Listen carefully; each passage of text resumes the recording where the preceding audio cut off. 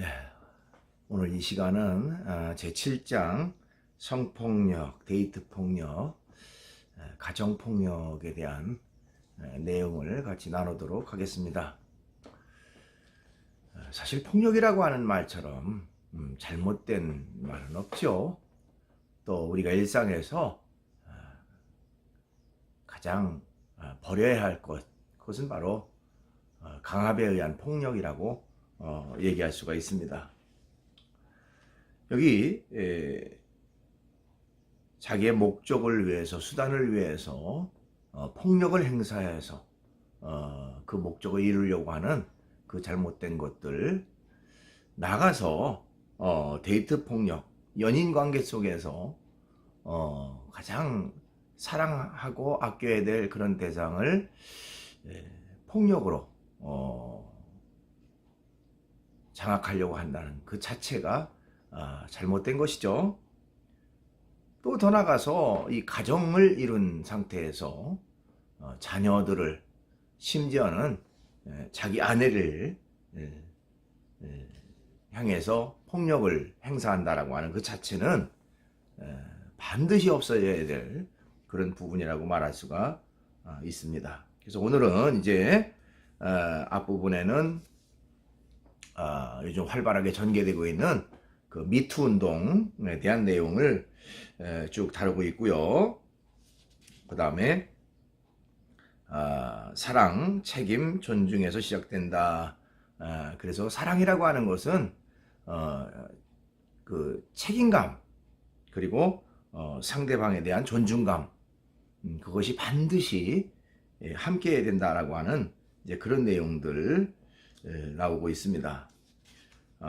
또 데이트 폭력에 대한 심각성, 여러 가지 내용들, 그런 것들이 이제 쭉 이어지고 있고요. 그 다음에 가정 폭력은 결코 사랑이 아니다. 어쨌든 폭력이라고 하는 것은 어떤 이유로도 정당화되거나 합리화될 수 없다라고 하는 이제 그런 내용입니다.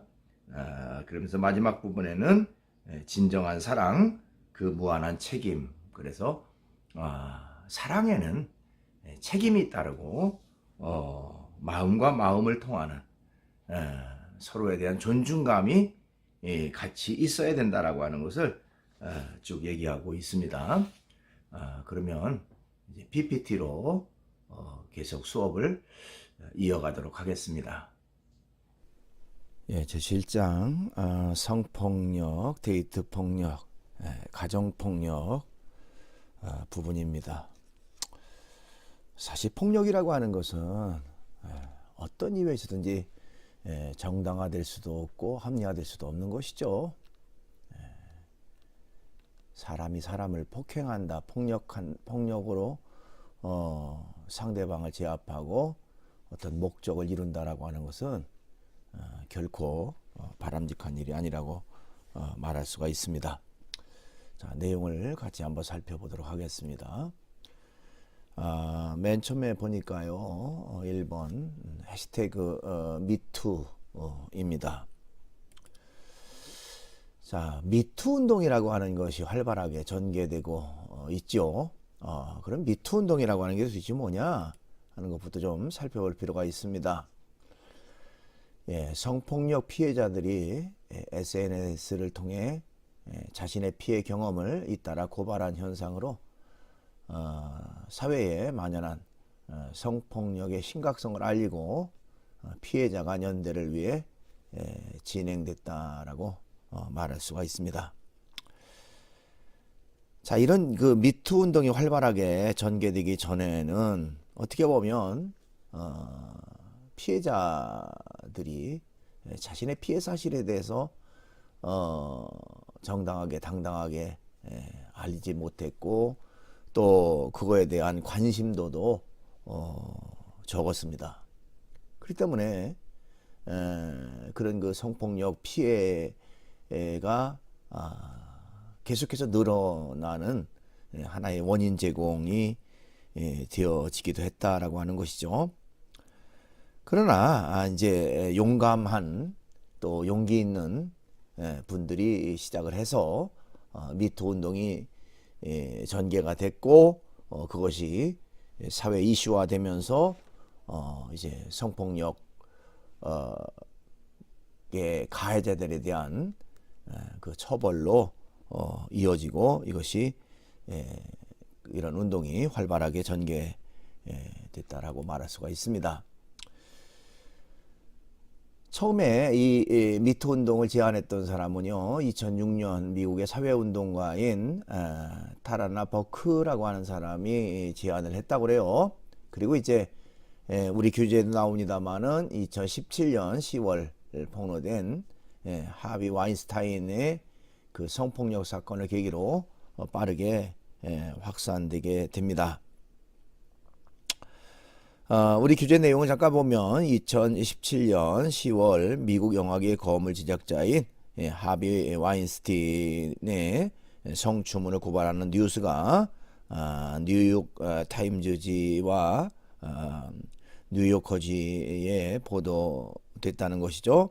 보도 이후에 미국 내 유명 연예인들도 사회관계망 이 SNS를 통해서 미투라고 하는 해시태그를 붙이고 자신이 피해자였음을 밝히며 또 가해자를 고발하는 일이 이어졌다고 하는 것입니다. 그래서 이렇게 이제 빠르게 확산되는 그런 결과가 됐고요. 자, 이 뉴스는 미국뿐만 아니라 전 세계에 이슈화되었고요. 전 세계에 같은 성폭력의 피해자들이 용기를 내어 자신의 피해 사실을 알리고 가해자들을 고발하는 등 미투는 보편화되며 또 피해자들의 대중적인 고발 운동으로 주목받게 됐다고 하는 것입니다. 그래서 이 미투 운동은 특별히 그 직장 등에서 비일비재하게 일어나는 권력형 성폭력에 주목하는 계기가 됐다는 것이죠. 어떻게 보면 직장 내에서 이런 그 상하관계에서 자신의 그 권력이나 힘을 이용해서 그 부하 직원들을 강압적으로 이런 그 성폭력을 일삼는 이런 일들이 그야말로 비일비재한 그런 어떤 모습이었는데 용감한 또 용기를 낸 그런 사람들이 시작을 해서 이제는 그 표면에 드러나는 그런 결과가 되어졌다라고 말할 수가 있습니다. 자, 전 세계에 같은 성폭력 피해자들이 용기를 내서 자신의 피해 사실을 알리고 또 가해자를 고발하는 등 미투는 보편화되고 또 피해자들의 대중적인 고발 운동으로 주목을 받게 됐다고 하는 것입니다. 자, 우리 교재 120쪽 중간 아래 보니까요, 우리나라에서는 이제 최근에 이 선모 검사가 한 방송사의 뉴스에 출연해서 공공기관의 성폭력 실상을 고발하면서 결국 이 미투 운동이 촉발되는 그런 결과가 되었습니다. 그 이후에 이제 사회 각층으로 확산되는 그런 결과가 되었다라고 말할 수가 있습니다. 그러면 이제 미투 운동이 가져온 변화는 어떤 것들이 있을까요? 여러분 교재에 보니까 그 두 가지의 큰 변화가 이루어졌다라고 얘기를 합니다. 우선 첫째로는 미투 운동은 우리 사회가 성폭력을 더욱 예민하게 바라보는 그런 계기를 가져왔다라고 말할 수가 있습니다. 자, 미투 운동은 남성의 적극적인 성적 표현이 더 이상 남성다움이 아닌 여성에 대한 폭력이 될 수 있다는 인식을 갖는 그런 계기가 됐다고 하는 것입니다.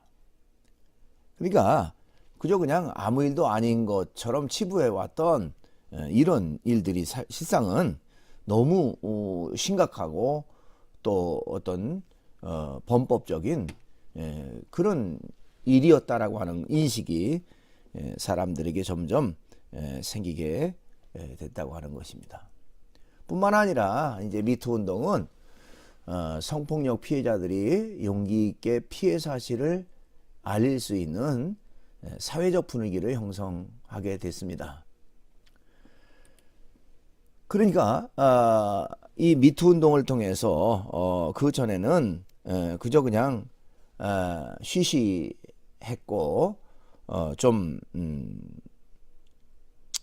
감추려고 했던 그런 어떤 사람들의 마음에 이제는 당당하게 자신의 피해 사실을 알리고 또 가해자를 처벌하는데 적극적인 그런 결과를 가져왔다는 것입니다. 그렇게 함으로 인해서 결국 피해를 근절시킬 수 있는 그런 결과를 가져오기도 했다고 하는 것이죠. 여러분 교재 121쪽 중간 아래 부분 잠깐 보면요. 또한 무거운 수치심으로 인해 자신의 피해 사실을 감추고 더 나아가 대인공포증을 비롯한 외상 후 스트레스 장애, 분노 조절 장애, 알코올 중독, 또 약물 중독, 극단적 선택에 이르기까지 그 피해가 깊어집니다. 또한 성폭력 피해 여성들은 행실에 문제가 있거나 함께 즐긴 여성으로 보는 기존의 사회 분위기와 피해는 이를 더 가중시킵니다. 그러니까 어떻게 보면 피해자가 당당히 자신의 피해 사실을 알리면서 가해자를 처벌할 수 있는 그런 풍토가 조성이 돼야 되는데 그 이전까지는 가해자가 오히려 당당하고 피해자가 자신의 피해 사실을 숨기려고 하고 하는 그런 어떤 잘못된 그 모습들이 있었다고 하는 것입니다. 그러니까 피해를 당했으면서 오히려 그 피해 때문에 고통받고 괴로움받는 사람은 오히려 피해자가 되는, 가해자가 처벌을 받고 가해자가 법적 제재를 받아야 되는데 오히려 피해자가 고통받고 괴로움을 받는 그런 어떤 잘못된 모습들이 있었다고 하는 것입니다. 그러나 이제 이런 그 미투 운동 이후에는 가해자들을 처벌할 수 있는, 그리고 피해자들이 용기 내서 가해자들을 적극적으로 그 고발함으로 더 이상 이제 이런 그 성폭력이 확산되지 않는 이제 그런 풍토, 그런 어떤 사회를 또 사회 분위기를 만들었다고 하는 것입니다. 그래서 미투 운동 직후에 7개월간 검찰에 접수된 성폭력 사건은 14.3% 증가했다고 하는 것이죠. 그러니까 그전에는 그냥 감추려고 하고 좀 이렇게 숨기려고 한 그런 어떤 풍토에서 이제는 용기를 내서 좀 표면에 드러남으로 가해자들을 처벌할 수 있는 그런 어떤 의식의 전환, 이런 것을 가져왔다라고 말할 수가 있습니다.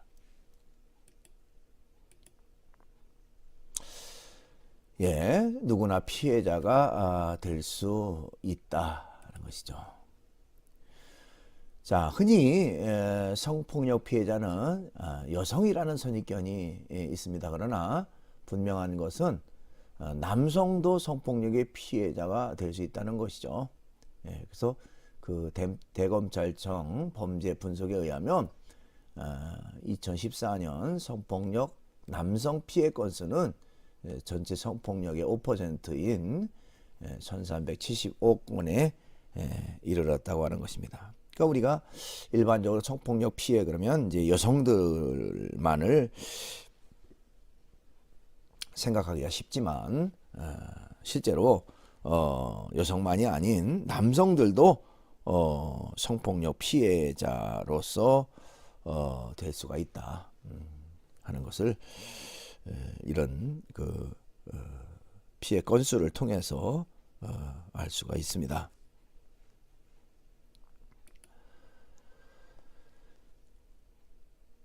성폭력은 살인과 같다 이렇게 말할 수가 있습니다. 자, 성폭력은 단지 신체적 피해를 입히는 정도나 또 정신적 상해를 입히는 정도에서 마무리되지 않습니다. 성폭력은 피해자의 삶 전체에 영향을 주는 지속적 피해를 남긴다고 말할 수가 있습니다. 그러니까 한 사람의 어떤 신체적이고 어떤 그 외적 그런 피해만이 아니라 정신적 전체적인 그 사람의 심신에 있어서 전체적인 엄청난 그 피해를 입히게 된다고 하는 것입니다. 여러분 교재 122쪽 아랫부분에 보니까요, 성폭력은 강간뿐만 아니라 추행, 성적 희롱, 성기 노출, 어린이 성추행, 윤간, 부부강간, 강도강간 등 상대방이 거절하는데도 불구하고 가해자가 행사하는 모든 신체적, 언어적, 정신적 폭력을 포괄하는 광범위한 개념이다 이렇게 말할 수 있습니다. 그러니까 한 부분의 피해에서 그치는 것이 아니고 그 사람 전체에 엄청난 그 고통과 괴로움과 피해를 안겨주는 그런 결과를 가져온다라고 말할 수가 있습니다. 그러니까 성폭력은 이성을 자신의 성적 욕망을 해소하기 위한 하나의 도구 정도로 생각해서요. 그 속에는 상대를 인격적으로 바라보거나 존중하는 그런 마음 태도가 전혀 없다고 하는 것입니다. 강제적이고 강압적으로 자신의 욕구를 충족하려고 하는 그런 잘못된 생각, 그런 잘못된 행동이라고 말할 수가 있습니다. 그래서 상대를 강압에 의해서 제어하고 그리고 자신의 목적을 이루려고 하는 그런 잘못된 모습이라고 말할 수가 있습니다.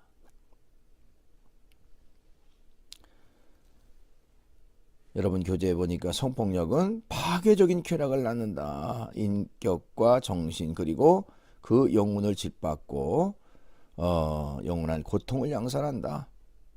성폭력의 파괴력은 상상을 초월한다. 그래서 그 사람 전체에 삶 전체에 엄청난 고통과 괴로움을 주는 것이 바로 성폭력이다. 그렇기 때문에 성폭력은 살인과 같은 것이다. 이렇게 말할 수가 있습니다. 이제 두 번째 사랑과 책임, 존중에서 시작된다는 그런 내용입니다. 성관계라고 하는 것은 결혼이라고 하는 제도 안에서 설명할 수가 있는 것입니다. 결혼이라고 하는 축복된 만남 안에서 허락하신 하나님의 고귀하고 아름다운 축복이고 선물이다 이렇게 말할 수가 있습니다. 이런 창조자 하나님은 이를 통해서 친밀감의 깊이를 더하게 하실 뿐만 아니라 정서적 또 정신적 영적 하나됨을 추구하게 하셨습니다. 그러니까 결혼이라고 하는 것은 우리가 일반적으로 두 사람이 한 몸이 된다, 하나가 된다 하는 그런 표현을 많이 쓰죠.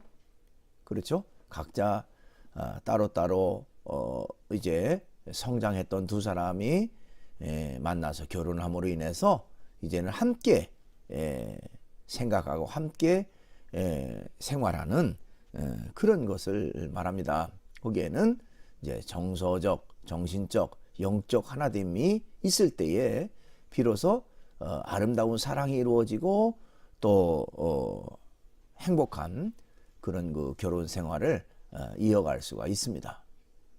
그렇죠? 결혼한 사람이 서로 다른 생각, 서로 자기중심적인 그런 생각으로 이어진다면, 또 상대에 대한 배려가 없이 일방적으로 자기중심적으로 모든 생각과 행동을 한다면 결코 원만하고 행복한 그런 가정을 이룰 수가 없다고 하는 것입니다. 그런 면에서 이 정서적이고 정신적이고 영적 하나됨이 중요하죠. 그런데 그 친밀감에 있어서 가장 결혼한 부부를 이렇게 하나로 연결해주는 중요한 그 요소는 바로 이런 그 성적 관계를 통해서 더 사랑으로 또 정신적으로 정서적으로 하나가 되는 그런 결과를 가져오게 된다고 하는 것입니다.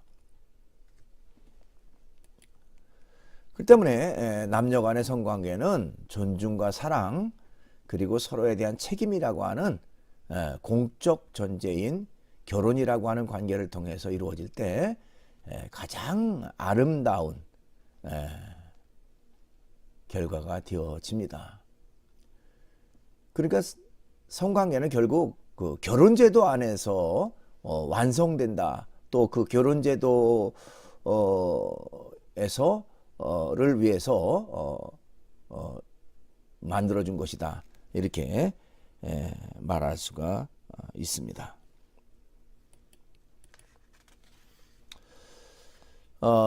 여러분들이 성경을 통해서 많이 들었던 그런 내용인데요. 고린도전서 13장 4절 6절의 내용을 잠깐 소개합니다. 일명 그 사랑장이라고 하는 그런 내용을 담고 있는데요. 그 내용 잠깐 보면 고린도전서 13장 4절로 6절인데요. 사랑은 오래 참습니다. 사랑은 친절합니다. 사랑은 결코 시기하지 않습니다. 사랑은 자랑하지 않습니다. 사랑은 교만하지 않습니다. 사랑은 무례히 행동하지 않습니다. 사랑은 자신만 생각하지 않습니다. 사랑은 성내지 않습니다. 사랑은 나쁜 마음을 먹지 않습니다. 사랑은 불의를 기뻐하지 않습니다. 사랑은 진실만을 보고 기뻐합니다. 사랑은 모든 것을 덮어줍니다. 사랑은 모든 것을 믿습니다. 사랑은 모든 것을 바랍니다. 사랑은 모든 것을 견딥니다. 참 사랑에 대해서 이렇게 참 깊이 있게 사랑을 논한 그런 내용인데요. 우리가 사랑의 그 근본적인 의미를 깨닫게 되는 그런 좋은 내용이라고 말할 수가 있습니다. 어떻게 보면 사랑이라고 하는 것은 이 주제와 같이 책임이 따라야 되고 상대에 대한 그 존중과 배려가 포함되어야만 진정한 사랑이라고 말할 수가 있습니다.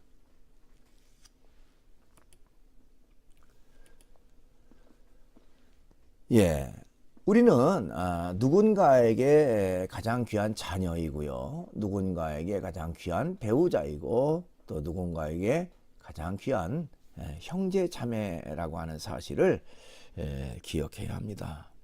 그러니까 내가 소중한 만큼 상대방도 소중한 존재라고 하는 사실을 우리가 인식하고 상대에 대한 그 존중감을 가져야 된다는 것이죠. 그래서 우리는 자신의 자녀를 대하듯이 또 자신의 배우자나 형제 자매를 대하듯이 서로를 지켜주고 존중하며 인격적 관계 안에서 서로 건강한 친밀감을 누릴 수 있도록 인간관계가 성장해야 한다. 이렇게 말할 수가 있습니다. 그러니까 일방적으로 한쪽에서 강압에 의해서 어떤 목적을 이루려고 하는 그런 어떤 모습들, 그것은 결코 있을 수가 없다는 것이죠. 진정한 사랑은 서로에 대한 배려고 서로에 대한 관심이고 또 서로에 대한 존중이 선행될 때에 아름다운 사랑으로 연결될 수가 있다. 이렇게 말할 수가 있습니다. 로마서 12장 10절이라는 곳에 보면요. 형제를 사랑하며 서로 우애하며 존경하기를 먼저 하며 이렇게 말했습니다. 사랑하라.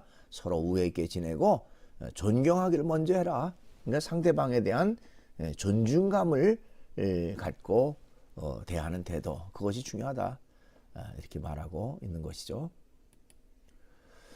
그 다음에 이제 큰 세 번째, 데이트 폭력에 대한 내용입니다. 데이트 폭력이 증가하고 있다는 것이죠. 자, 성폭력과 함께 데이트 폭력 또한 심각한 수준에 이르고 있다는 것입니다. 자, 데이트 폭력의 증가 요인은 어디에 있을까? 여러분들 교재에 122쪽 아래에 그 도표가 있어요. 그 내용을 잠깐 보면 왜 데이트 폭력이 이렇게 증가하는가 하는 것이죠. 우선은 낮은 신고율이 요인이다 이렇게 말할 수가 있습니다. 낮은 신고율 때문이다. 데이트 폭력의 경우 연인 간의 개인적 충돌로 여기거나 또 폭력의 원인을 상대에게 돌려 가스등 효과를 통해 피해자 스스로가 원인 제공을 했다고 인식하기 때문에 적극적인 신고가 불가능해진다 이렇게 말할 수가 있습니다. 그러니까 그저 그냥 그 두 사람의 일이야 뭐 이렇게 치부를 하거나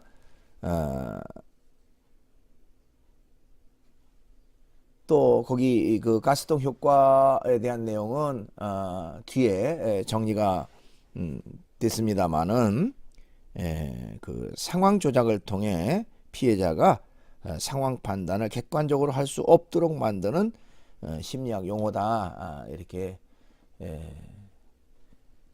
그 말하고 있는데요. 그러니까 상황을 조작한다. 어떤 그 카테고리 안에 가두게 만들고 또 그것이 일방적인 그런 피해가 아니다라고 하는 것을 조작해서 만들거나 또 신고해봤자 아무 효과가 없다라고 하는 그런 것들로 이렇게 몰아붙일 수가 있다는 것입니다. 그래서 결국 신고를 할 수 없게 되거나 또 낮은 신고율의 요인이 된다 하는 것이죠.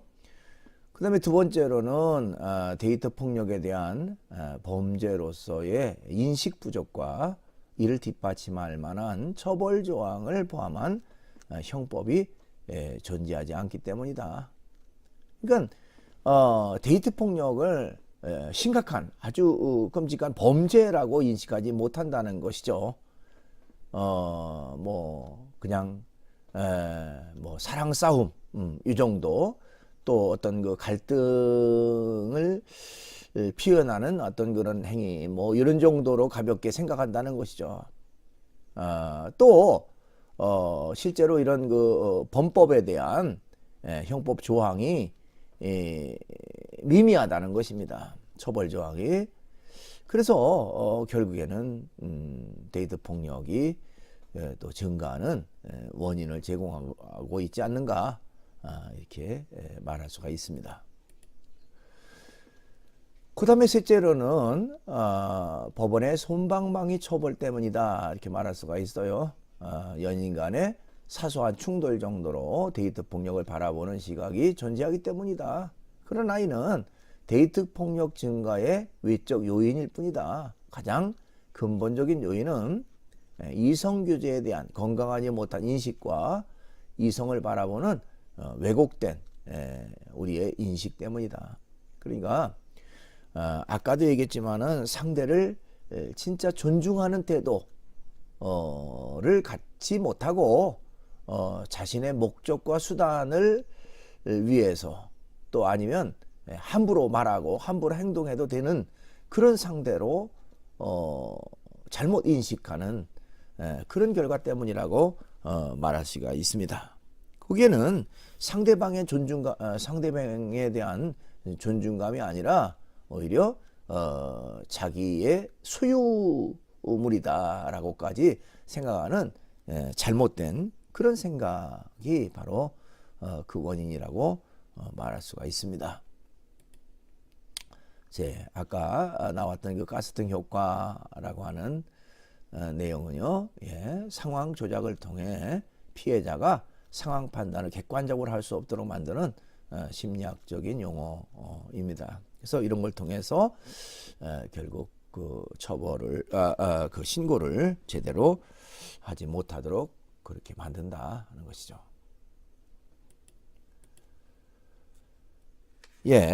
자, 여러분 교재에 보면 거기 126쪽 중간 바로 위쪽에 보면 데이트 폭력은 크게 세 가지로 구분할 수 있다 그랬는데 전체적인 내용을 보면 약간 하나 더 늘어나서 네 가지 정도로 이렇게 분류할 수도 있습니다.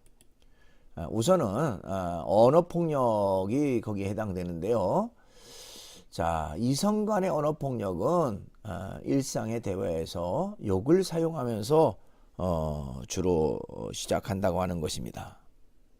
자, 욕이라고 하는 거 우리가 상대방의 인격에 대한 어떤 그 엄청난 손상을 가져다 주는 것이라고 말할 수가 있습니다. 상대방을 존중하는 태도에서 욕이 나올 수가 없는 것이죠. 자, 언어, 말이라고 하는 것은 마음의 태도와 생각에서 비롯됐다고 말할 수가 있습니다. 그런데 이런 그 욕을 한다고 하는 것은 상대를 존중하는 모습이 전혀 아니죠. 상대를 사랑하고 존중하는 관계라면 언어에서도 이러한 사랑과 존중의 단어와 표현들이 들어가야 당연한 것입니다. 상대방의 욕을 한다고 하는 건 결코 상대방을 존중하는 태도가 아닙니다. 두 번째로는 신체적 폭력이라고 말할 수가 있어요. 이성 간의 언어 폭력을 방치하면 결국 또 신체적 폭력으로 발전하게 되는 그런 결과가 되어진다라고 말할 수가 있습니다. 서로 배려하고 존중하는 그런 연예인 관계가 되어야 되는데 내가 상대방을 구속하고 속박하고 또 내 목적을 위해서 이용한다라고 하는 그런 잘못된 생각이 그 마음속에 자리 잡고 있다면 그건 결코 바른 것이 아니죠. 결국에는 언어 폭력은 그것이 점점 발전해서 신체적 폭력으로 연결된다라고 말할 수가 있습니다. 자, 이런 신체적 폭력은요, 구속을 통한 억압으로까지 이제 연결이 됩니다. 그러니까 상대의 자유 의사를 언어의 힘과 신체적 힘으로 제압하여 구속함으로 자신의 뜻대로 상대를 움직이려는 마음에서 시작된다라고 말할 수가 있습니다. 그 다음에 네 번째고요. 우리 교재에서는 세 번째로 이제 얘기를 하고 있습니다만은 성폭력으로 이제 연결된다는 것이죠. 데이트 폭력을 방치하면 결국에는 성폭력까지 연결된다라고 말할 수가 있습니다. 자, 언어폭력과 신체폭력은 결국 정서적 구속과 함께 육체적 구속으로 발전되고요. 결과적으로 성적 그 폭력으로까지 연결되는 발전되는 그런 그 경향성을 가지고 있다는 것입니다.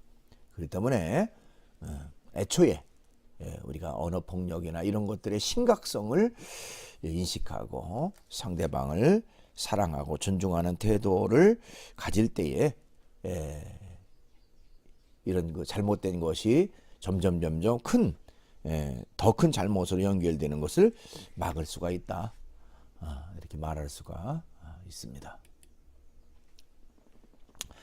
예, 근데 번째로 가정폭력은 결코 사랑이 아니라고 하는 것입니다. 가정폭력은 결코 사랑이 될 수가 없다는 것이죠. 자, 데이트 폭력은 결혼 후 결국 가정 폭력까지 발전되게 됩니다.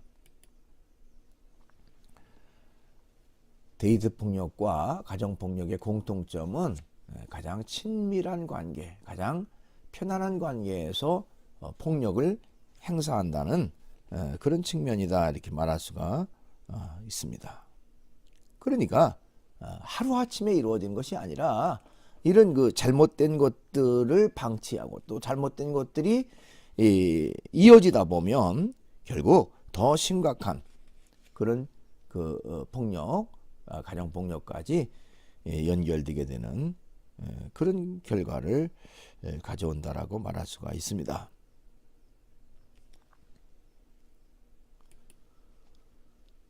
그래서 데이트 폭력이나 가정 폭력을 연인 간의 갈등이나 가족 간의 갈등 정도로 치부하거나 방치해 버리기가 쉬운데 그것이 결국 이런 심각한 가정 폭력으로까지 연결되고 상대에 대한 그런 그 인격적 또 치욕적 그런 행동을 일삼게 되는 그런 결과를 가져온다라고 말할 수 있습니다. 그래서 여러분 교재 127쪽의 중간 아랫부분에 보면 가정폭력은 배우자에 대한 폭력으로 시작하지만 점차 자녀에 대한 폭력으로 발전하게 된다는 것입니다. 가정폭력도 성폭력이나 데이트폭력과 마찬가지로 물리적 힘을 통한 신체에 상해를 입히는 폭력뿐만 아니라 언어와 압제를 통한 폭력으로 그 양상이 다양하게 나타나게 되는 것입니다. 그러니까 얼마나 이 그 피해자 입장에서는 얼마나 고통스럽고 얼마나 힘들까요? 그렇죠? 가해자는 자기의 어떤 그 욕구나 자기의 어떤 그 불만이나 그런 것들을 스트레스 이런 것들을 그렇게 해소하는 그런 것으로 생각하고 가볍게 생각할지 몰라도 피해자 자기 아내나 자기 자녀들의 입장에서는 너무 치욕적이고 너무 고통스럽고 너무 괴로운 그런 결과가 아닐 수가 없습니다. 전에 제가 어떤 가정에 이제 상담을 받게 됐는데요.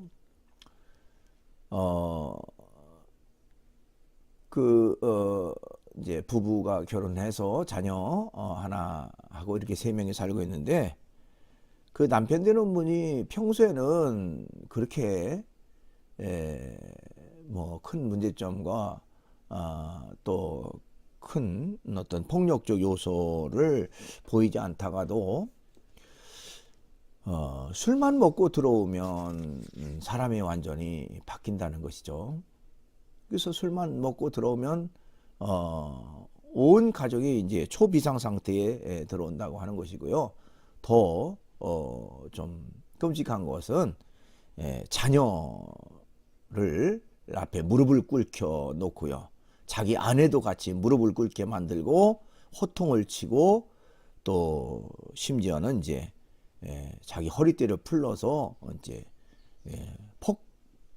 폭행까지 하는 그런 어떤 결과가 되어졌다는 것입니다. 그건 얼마나 모욕적이고 얼마나 치욕적인 그런 모습이겠습니까? 이제 그런 것들. 여러분, 이건 결코 어떤 이유에서든지 합리화되거나 정당화될 수 없다고 하는 것입니다. 그건 분명한 법적 처벌로 연결되어야 되는 것이죠. 가정폭력이라고 하는 것이 가정 울타리 안에서 이루어진다 그래서 그것이 어떤 법적 제재를 피할 수 있다라고 하는 생각은 결코 가져서는 안 됩니다. 이건 가족이기 이전에 다른 사람에게도 그렇게 하면 처벌을 받는데 가족은 더 큰 처벌을 받고 더 큰 그 법적 제재를 받아야 마땅한 것이죠. 예.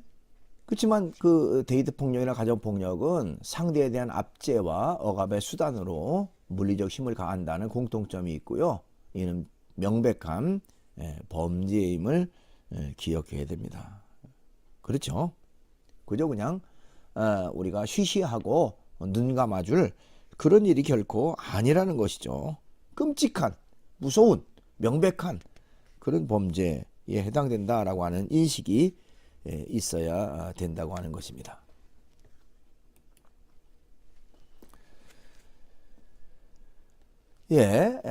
큰 다섯 번째로 진정한 사랑, 무한한 책임 부분입니다. 성경은 부부간의 관계를 그리스도와 교회의 관계로 설명한 만큼 아주 중요하게 여기고 있습니다. 남편은 예수님이 교회를 사랑하신 것처럼 아내를 사랑해야 한다. 또 아내는 예수님이 교회의 머리 되신 것처럼 남편을 존중해야 한다. 이렇게 기록하고 있습니다. 그러니까 서로에 대한 사랑 그리고 서로에 대한 존중감이 있어야 아름다운 그런 가정, 아름다운 부부 관계를 이룰 수가 있다라고 말하고 있는 것이죠. 성경의 그 에베소서 5장 25절이라는 곳에 보면요, 남편들아 아내 사랑하기를 그리스도께서 교회를 사랑하시고 그 교회를 위하여 자신을 주신같이 하라. 그러니까 남편 되는 사람들아 아내를 사랑해라. 근데 그리스도가 교회를 사랑하는 그것처럼 아내를 사랑해라. 그렇죠? 그리스도는 교회를 위해서 또 자신의 몸 십자가 위에서 자신의 몸에 피를 흘려 죽기까지 사랑하는 그 사랑으로 희생적인 사랑으로 아내를 사랑해라 하는 것이죠. 뿐만 아니라 에베소 5장 28절에 이와 같이 남편들도 자기 아내 사랑하기를 자기 자신같이 알지니 자기 아내를 사랑하는 자는 자기를 사랑하는 것이라. 결과적으로 남편과 아내와 남편은 한 몸이고 그렇기 때문에 서로 존중과 사랑으로 하나 될 때에 결국 아내를 사랑하는 것은 결국 자신을 사랑하는 것과 같은 그런 결과를 가져온다라고 얘기하고 있는 것입니다.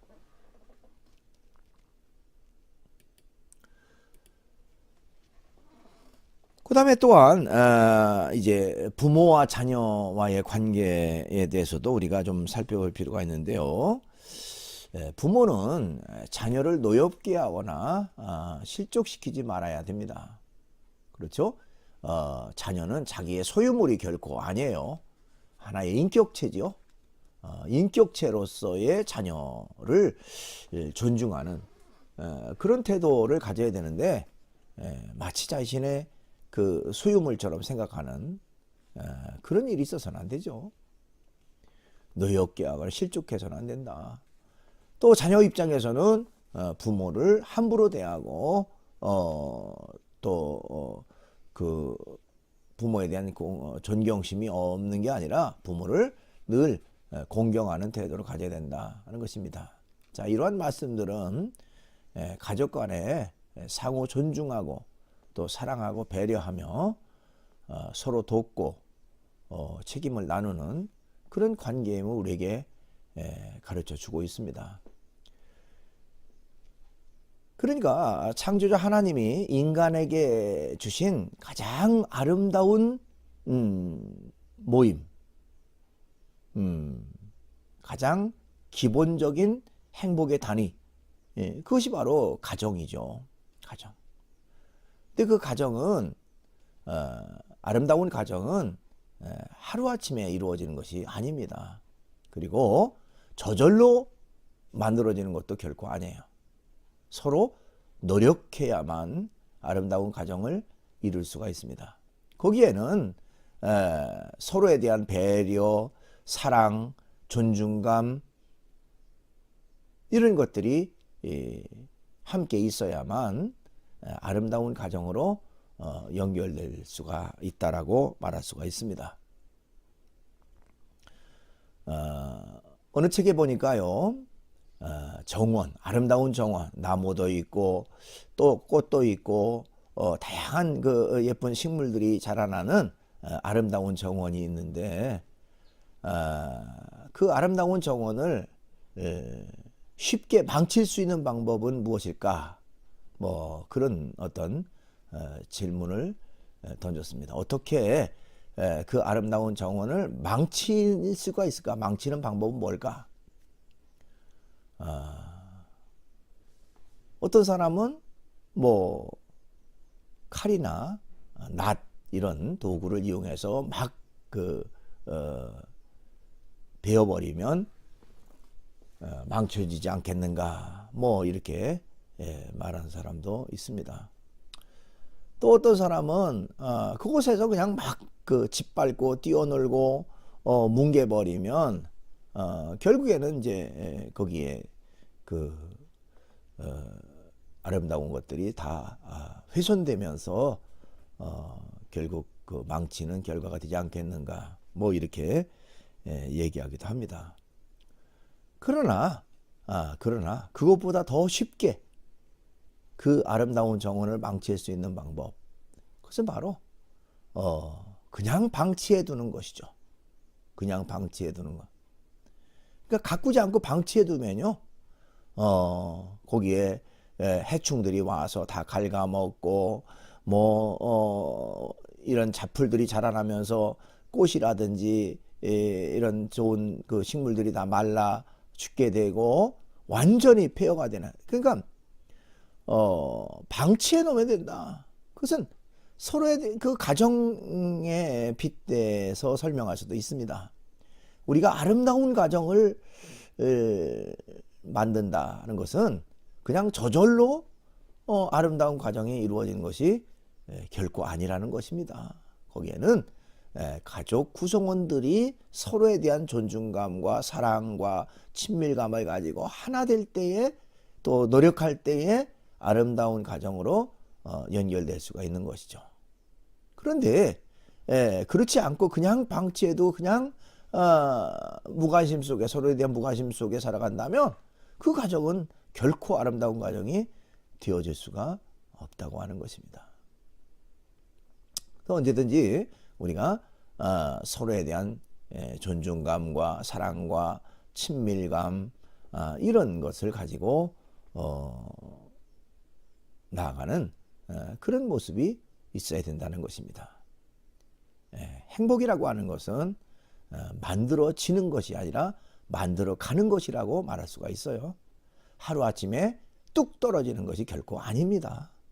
서로 노력해서 또 서로 배려하고 존중해서 만들어가는 것이죠. 여러분, 부부라고 하는 관계가 처음부터 친밀감과 사랑과 또 아주 아름다운 그런 유대관계로 지속되기가 참 쉽지는 않습니다. 20년, 30년 동안 자라온 환경이 다르고요, 생활 방식이 다르고요, 또 뭐 어떤 삶의 가치관이 다른 두 사람이 서로 만나서 한 가정을 이룬다고 할 때에 서로 각자 생각하는 바가 다르고 행동하는 바가 다르기 때문에 거기에는 결코 이 화합이라고 하는 것이 쉽게 이루어지지 않는다는 것입니다.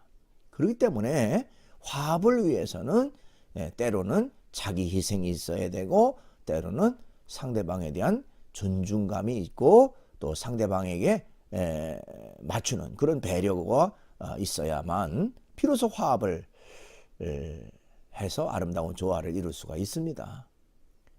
이제 여러분들이 앞으로 5년 내지 10년 그 이내에는 이제 결혼이라고 하는 것을 생각하고 또 그런 그 결혼을 통해서 가정을 이루는 그런 결과를 가져오기도 할 텐데, 여러분들이 진정한 가정의 행복은 어떻게 오는가?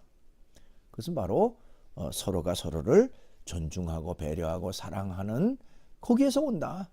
일방적으로 나 중심적이고 또 나 본위적인 그런 생각과 그런 말과 그런 행동을 한다면 결코 아름다운 과정 또 행복한 가정은 이룰 수가 없다라고 하는 것을 우리가 기억을 해야 한다고 하는 것입니다. 예, 에베소서 6장 1절로 4절 보니까요. 자녀들아, 주 안에서 너희 부모에게 순종하라. 이것이 옳으니라. 네 아버지와 어머니를 공경하라. 이것은 약속 있는 첫 계명이니 이로써 내가 잘되고 땅에서 장수하리라. 그러니까 자녀들은 부모를 공경하는 것, 어떻게 보면 당연하다, 마땅하다 하는 것인데요. 그 당연한 것을 한 사람에게도 땅에서 잘되고 내가 잘되고 장수하는 그런 결과가 된다라고 하는 그런 그 축복의 말이 이루어지게 됩니다. 또한 자녀들을 둔 그 부모 입장에서는 아비들아, 너희 자녀를 노엽게 하지 말고 오직 주의 교훈과 훈계를 양육하라. 그러니까 자녀를 노엽게 한다라고 하는 것은 자녀를 어떤 그 불합리하게 불공평하게 대함으로 인해서 자녀로 하여금 그냥 그 마음에 실족감을 갖는 것을 말합니다. 고통과 괴로움을 갖는 것. 어쨌든 부모라고 하는 입장에서도 자녀를 이렇게 존중하고 또 사랑하고 자녀에 대해서 그 인격적 존중감을 가지고 대함으로 인해서 결코 노엽게 하지 말고 바른 교훈으로 양육하는 것이 중요하다라고 말할 수가 있습니다. 자, 오늘은 이제 그 성폭력, 데이트폭력, 가정폭력 이런 내용들 같이 살펴봤습니다. 폭력이라고 하는 것은 어떤 이유에서도 합리화되거나 정당화 될 수가 없습니다. 강압적으로 또 물리적으로 어떤 결과를 얻으려고 하는 이런 잘못된 생각들을 버려야 된다고 하는 것입니다.